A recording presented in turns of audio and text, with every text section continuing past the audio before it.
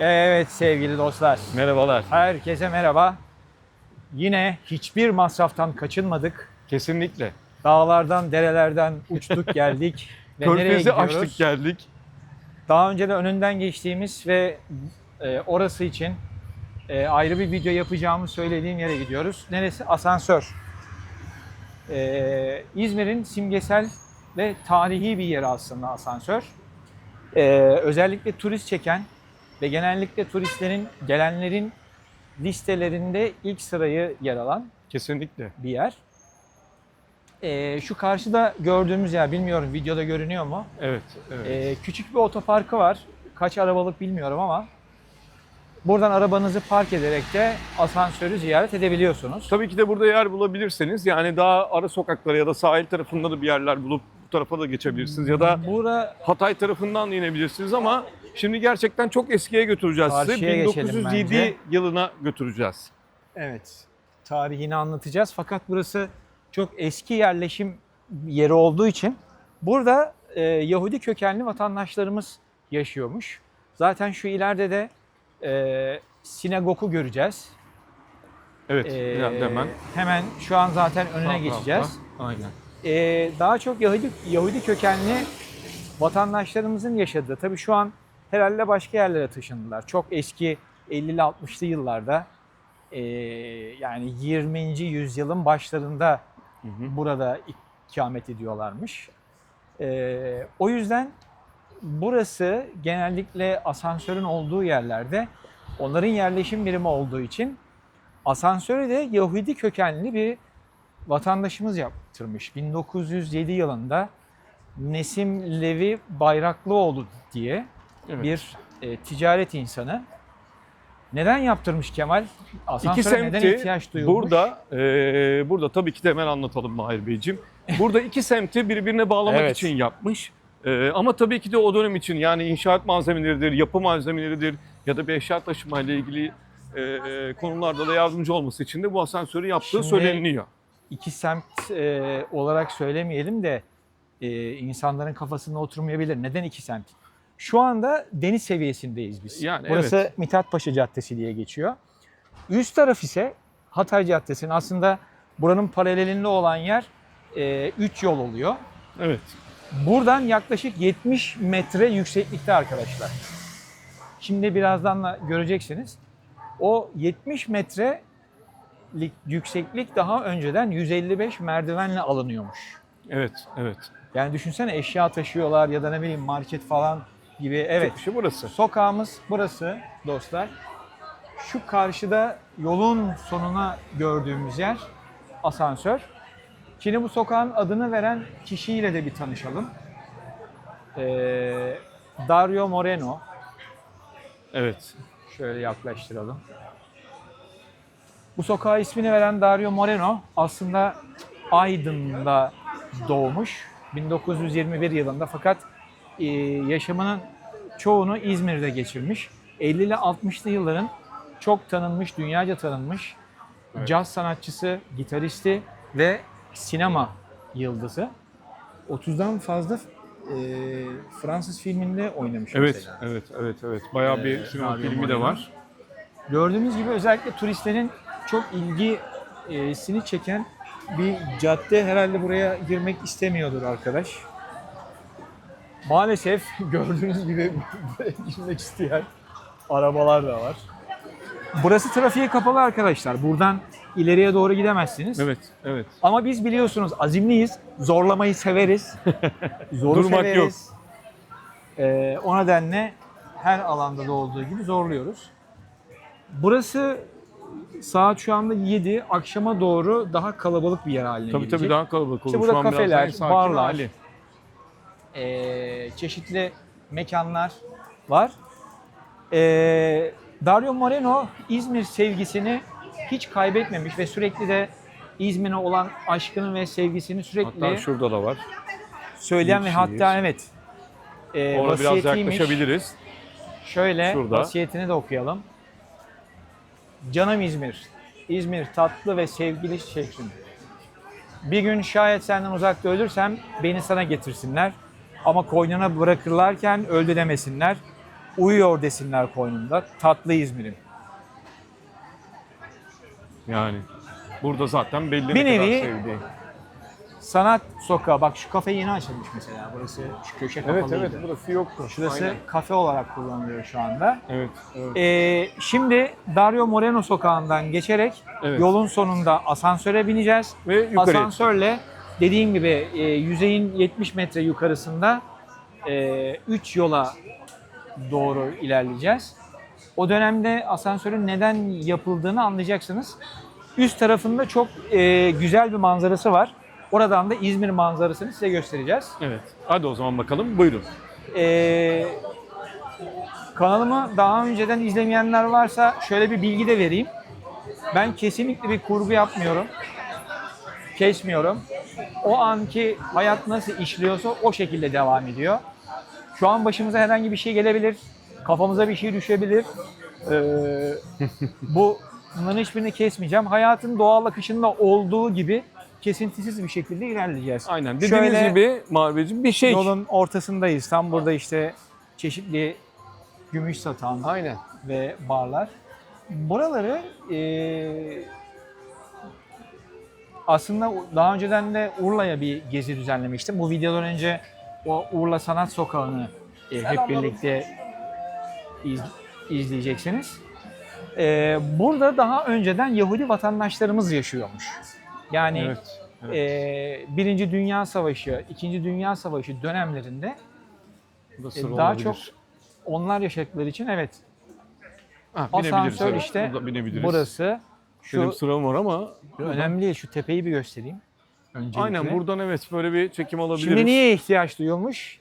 İşte dostlar, ihtiyaç duyulmasının sebebi bu. Şöyle Evet, yapayım bayağı bir- biraz. Bayağı Bakın. bir yüksek. O dönemde yukarıda oturan, yukarıda da evler var. Şimdi birazdan yukarıya çıkacağız.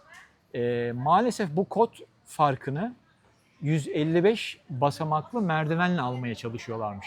Yani düşünsene, eşya taşınıyor Evet, ya da ne evet, bileyim yani oraya o dönem işte için. malzemeler gidiyor, Tabii geliyor. tabii, onun için de yapılmış. Hem iki bunu- semti bağlamak. İnsanların hayatını kolaylaştırmak için çok yardımsever bir iş adamı olan Nesim Levi Bayraklıoğlu tarafından Evet. yapılmış. Daha sonra başka bir iş adamına, zaten şeyde de yazıyor. Asansörün, bilmiyorum şurada görünüyor mu? Üst tarafındaki Biraz parlayabilir bilgi ama. şeyinde de görünüyor. Evet. Burada bir sıra var. Bu Sıraya girelim. sıraya girelim. Yoksa başka türlü binemeyiz. Aynen. Yoksa başka türlü binemeyeceğiz. Kaç kişi alıyor ki burası ama? Vallahi bilmiyoruz, bakalım. Orayı bilmiyoruz. Fotoğraf çekiyorlar. Kafe. Belediyenin. Üst tarafta belediyenin kafesi olarak kullanılıyor değil mi Kemal? Evet evet evet, kafe var, restoranlar da var. Yemek yemek için, kahve içmek İkinci için. Dünya Savaşı zamanında orası sinema olarak da kullanılıyormuş. Evet. Kumarhane, sinema gibi kullanılıyormuş. Çeşitli Sonra şeylerde. belediyeye devrildikten sonra böyle daha çok halkın hizmetine sunulan bir yer Tabii haline gelmiş. tabii tabii tabii. Şey gibi düşünün burada, New York muydu o? Tabanı böyle cam olan bir şey vardı. Yükseğe kadar çıkıyordun. Vallahi bizim New York işte kulemizde New York olması lazım. Aynen, bizim ne burası? burası 60 metre. Artık İdare edin. orası Az kadar buz. yüksek değil. Aynen. 60 Ama, metre idare edin yani. Bize kadar. Aynen. Bu arada da asansör 10 kişilikmiş arkadaşlar. Hani ona göre yine bir bilgi verelim. Gözükür zaten 10 ama. kişilik de bize sıra gelmeyecek gibi görünüyor. Şöyle Evet, yani bir çevreyi de 10 bir bölsek. göstereyim. Yani. Şuradan arkayı da gösterebiliriz. Dediğim gibi turistlerin genellikle Bir ilk iki tur uğrak yeri sonraya burası kalırız. oluyor konaktan sonra. Ama 2 asansör var Evet. herhalde. İki Bu arada asansör var ama yani biz Asansör herhalde bir daha iki tur. önceden buharla çalışıyormuş. Evet. Sonra 1985 yılından sonra elektrikli asansöre dönmüş. Merdiven de var galiba şurada, baksana. Asansör mü Buraya var? gireriz gibi ama bilmiyorum. 2 tane mi var asansör Kemal? 2 tane var, evet. Zaten sağlı sollu. Evet sanırım. Yok, zaten oraya binemeyiz abi. Oraya binemeyiz. Buraya binebileceğiz. Abi oraya Çocuklar o binemeyiz. bisikletleri mi sokacaksınız? Mahir abicim. He? Bisikletle nereye bineceksin zaten? Sığamazsın buraya. Bisikletle biraz zor. Çok zor.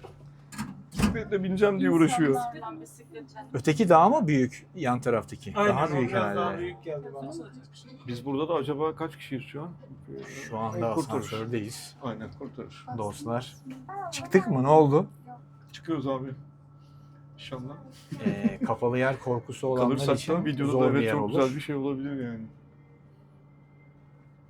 Bayağı bir Biz şey zaten var. çekim yapıyorken Talep böyle- var. Burada Abi olmaz mı? tarihçesi Tabii yazıyor. yani. İzmir'in Tarih dışından gelenler çeseni- şu an merak ediyor tabii. Bizim için bir şey değil de dışarıdan gelenler öyle. Karşıdan ineceğiz abi. Buradan mı? Evet evet karşıdan Ha, ineceğiz. boşuna o zaman oraya dur. Keşke orayı çekseydim ya. Buradan Dur manzara bir dakika, yukarıdan şöyle- çekeriz yani. Şöyle çekebiliyorsam. İneceğimiz yer Kaç kat? karşısı. 3-4 kadın cebine. Yok, geldik zaten.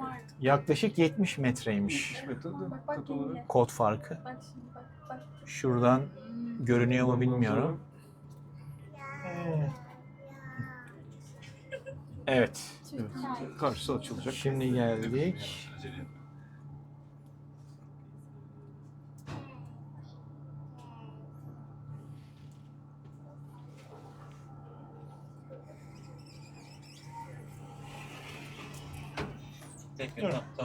Evet açıldı. Evet. Siz isterseniz çıkın. Biz daha sonra çıkalım. Şu şey yap. Evet. İşte özgürlük diyerekten geliyoruz. Evet buharlaşmadık içeride Dostlar, iyi. size buradan klasik Evet manzaraları buradan İzmir bir gösterelim manzarasını abi. göstermek istiyorum. Gerçekten İzmir Körfezi Ve bu buradan taraftan- çok net bir şekilde görünüyor. Çok güzel bir şekilde görünüyor. Şöyle göstermek istiyorum. Görünüyordur herhalde.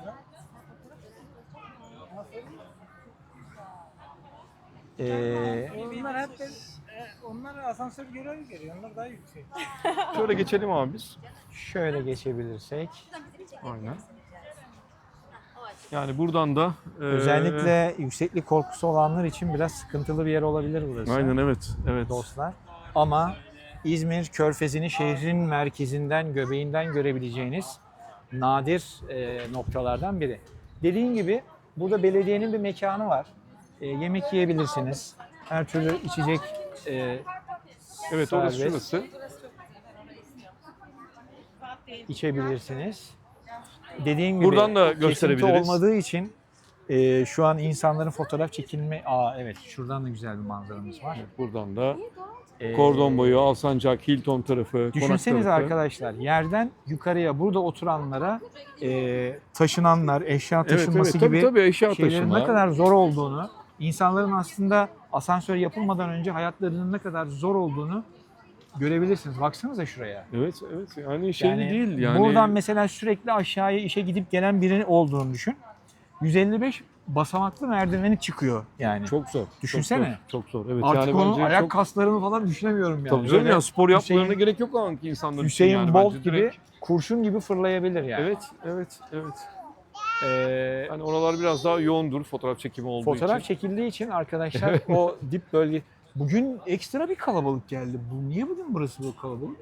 Hafta içi. Ya hafta içi Şu ama an yani Perşembe dışarıdan gelenler olmasına evet rağmen- yani İzmir'i ziyarete gelenler, tanıdıklarına gelenler genelde gezip buraya geliyorlar. Dediğim gibi Normal. Şu an kalabalık normal yani. yaz dönemi Evet. evet. sanırım O yüzden. bu kalabalık dışarıdan gelenlerin kalabalığı olduğunu düşünüyorum. Evet evet yani İzmir zaten biz Aslında bildiğimiz için. çok büyük bir yer değil. Çok küçük bir yer. Şu Evet, sol yani tarafta kafe, restoran. tarihi asansörün bu birkaç kat, aşağıda mahzen de var şu binanın, Evet, evet. özellikle asansör binasının. Dediğim gibi 1940'lı 50'li yıllarda burası sinema, şarap mahzeni ve kumarhaneymiş alt katı da. Evet. kumarhane evet, olarak evet. Yani çoklu bir kullanılıyormuş. şekilde kullanılmış. Çok büyük bir yer değil. Yani şöyle alanı şu kadar göstereyim. Şu duvarla Yani çıkış Şu yeri burası zaten. karşı Restoran taraf da burası. kadar bir yer. Bu kadar. Aynen. Yani aslında kapsadığı mesafe çok olmamasına rağmen az. ama az. işlevi çok büyük. Evet, evet. Yani konuya günümüzden bakmayın dostlar. Bunu 1907-1910'lu yıllarda düşünürseniz yaptığı işler gerçekten çok önemli. Birçok insanın hayatını kurtarmıştır. diyebilirim. Özellikle Kesinlikle. yaşlıların vesaire buraya çıkmalarını düşünsenize. Ya çok zor. Yani aşağıda o bir dönem için- komşusuna gidiyor. 155 basamak sonra buradaki evine gelmeye çalışıyor yani. Tabii tabii. Ya bence çok güzel düşünülmüş, zamanında yapılmış.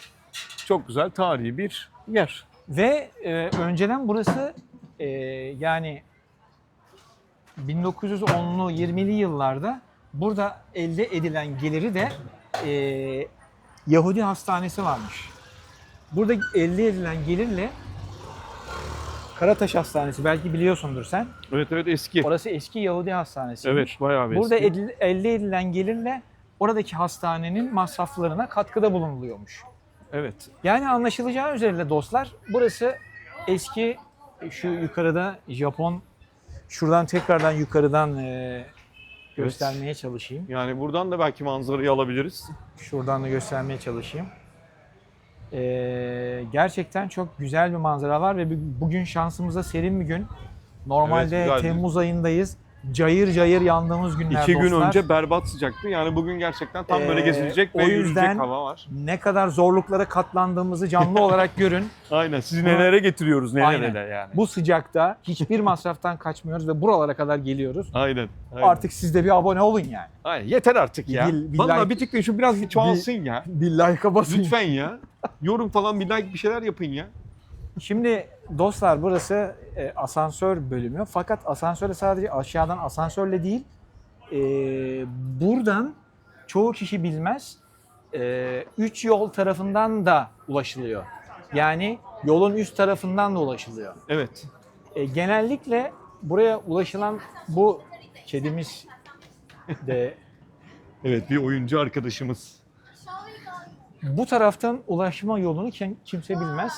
İşte size İzmir'in gizli köşelerinden asansöre ulaşabileceğiniz gizli bir yol da göstereceğim. Evet, yani keşke Ya, Dario Moreno buraya da bir asansör yapsaymış. Yani buradan da bayağı bir merdiven varmış. şimdi bokunu çıkartmayalım yani, buna şükür. Hazır yapmışken yani buraya da bir el atsaymış keşke. Buna şükür. Çok ileri gitme. Şöyle geri gel biraz.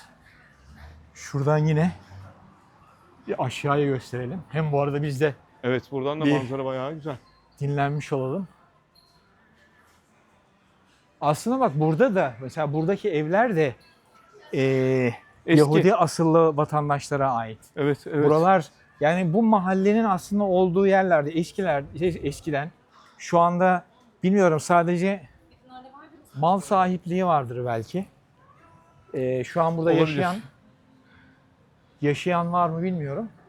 Ama bu Ama genelde binaların kapı da falan binalara da bakacak yapılmış. olursanız zaten tarihi bir dokusu olduğunu görüyorsunuz.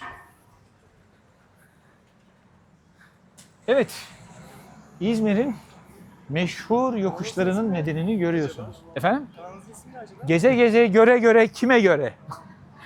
Abone olunuz lütfen. Lütfen. İyi bari gider ayakta. 2 tane de takipçi Evet dostlar. kaptık yani bu arada. 2 tane takipçi kaptık mı dersiniz? Şimdi Arş-ı Ala'ya doğru çıkıyoruz. Evet. Bunun sonu nereye varır bilmiyorum. Burası mıydı emin değilim ya. Bu kadar Burası yukarıdan çıkıyor. gelmiyorduk. Burası da çıkıyor abi. Son basamaklar zaten. Ondan sonra 3 yol mu diyorsun? İnşallah. Dostlar, Allah büyük.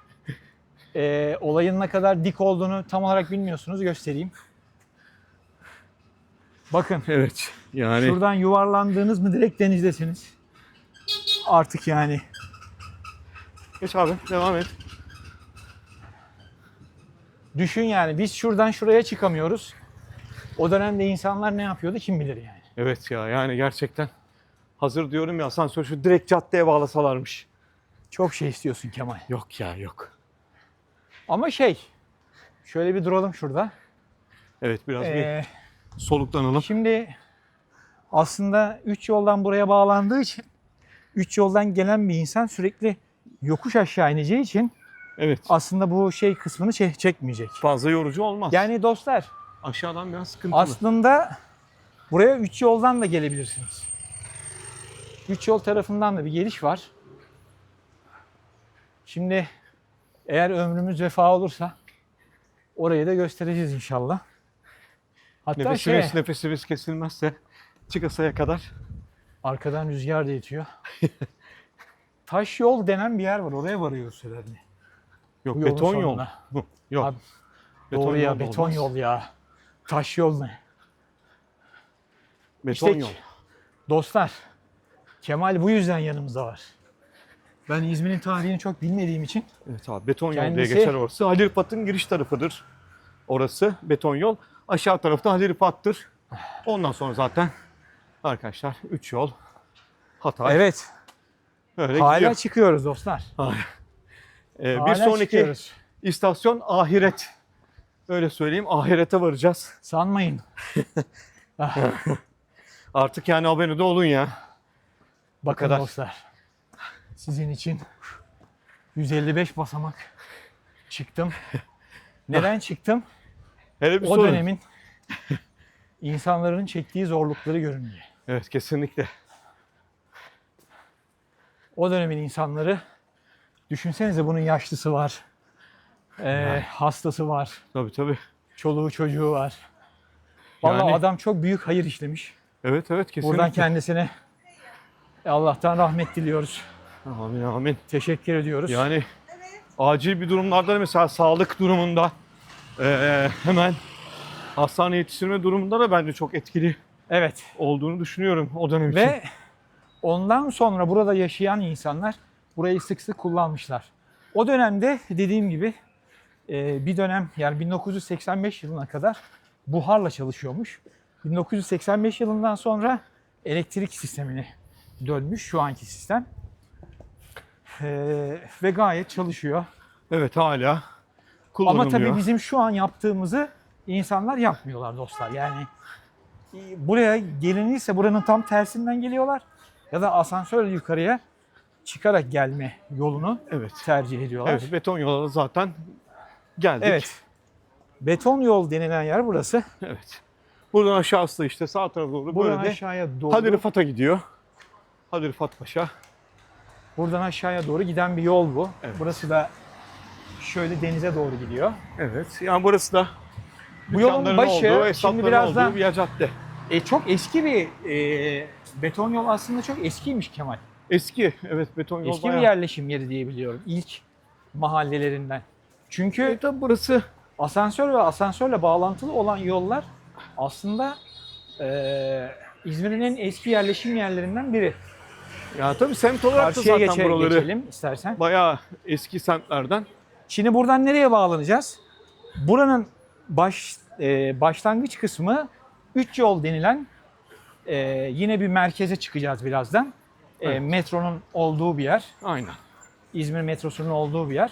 Aslında orayı da göstermeye çalışsın. Yani 3 yol tarafından gelmek isteyenler de buraya gelebilirler aslında.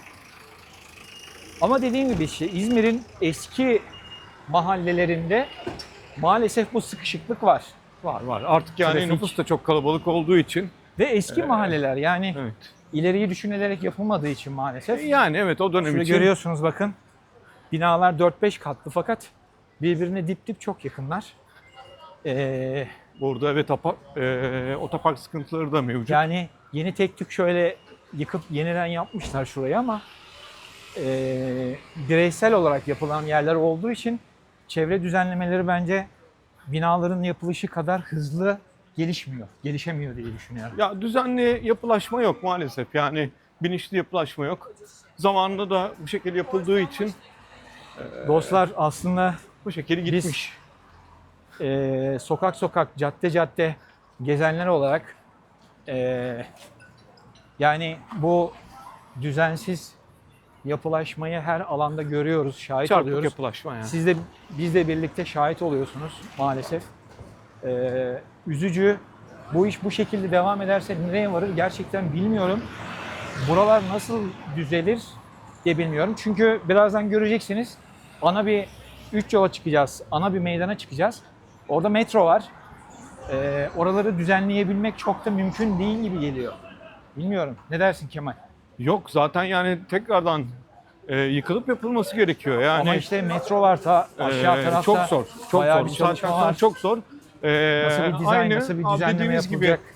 anca boyuyorlar, dışını güzelleştiriyorlar. Yani yaşlı bir kadına makyaj yapmak dediğim gibi abi. Evet, Onun yani gibi 80 yapıyorlar yaşında yani. kadına makyaj yapmak gibi görüyorum ben. Bence artık binaların yenilenmesi, Yani çok zor. betonun yıpranmasını da düşünerek bunlara dikkat almak gerekiyor. Evet, şu an 3 yola Evet, meydana çıktık. meydana çıktık. Burayı da göstereyim size. Burası da genel bir ulaşım ana arter damarı aslında. Birçok yerden İzmir'in diğer yerlerine, Buca'dır, Tabii. Şirin özellikle burası bir ana arter olarak metrodan gelenler de otobüsleriyle Tabii metro ile Buradan Karşıyaka, aynı Bornova her şekilde. yerden. Öyle bir yer olmasından mütevellit dediğim gibi bu yolla buraya gelenler ya da bilmeyen varsa özellikle metrodan sonra şeye çıkış Burası. şöyle bir şuradan göstereyim. Metrodan sonra da şeye gelebilirsiniz. Asansöre. Evet, Şöyle aynen. evet burası artık ana arter yerlerinden biri. Buradan yol aşağıya doğru Evet, şöyle gidiyor. gittiğimizde Hatay tarafına doğru gidiyor. Çok işlek bir cadde burası. Gece 12'ye 1'e kadar burada gerçekten de eski de bir şey diyebiliyorum 3 yol. Bayağı eski bir yer. Bir yer olarak Burası kullanılabiliyor. hareketli. Evet. Şöyle 3 yolu da göstererek artık veda edelim. Aynen, artık bayağı bir yorulduk. Biz de bir soluklanalım, Evet, suyumuzu yorulduk. içelim, yemeğimizi yiyelim. Abone olmayı, beğenmeyi Unutmayın. unutmuyorsunuz. Kendinize iyi bakın. Hadi görüşmek üzere. Hoşça kalın.